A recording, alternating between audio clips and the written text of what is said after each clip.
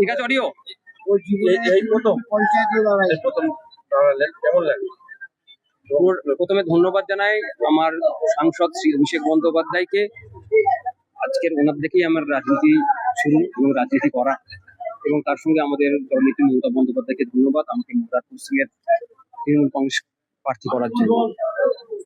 দীর্ঘদিন ধরে তো মগরাহাটের দায়িত্বে ছিলেন, আমি কোঅর্ডিনেটর ছিলাম মগরাহাট পশ্চিম, ডায়মন্ড হারবার এবং মহেশতলা।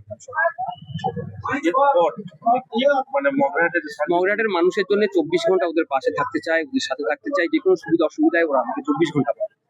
আমি সবসময় মগরাহাট মানুষের জন্যই থাকি। এখনো পর্যন্ত আপনার যে কি ভাবছেন? প্রতিদ্বন্দ্বী কেউ না কেউ তো হবে অবশ্যই, তার জন্য কংগ্রাচুলেশন, তাকে থ্যাংক ইউ। লড়ুক তার মতো করে, আমরাও লড়ে নেবো।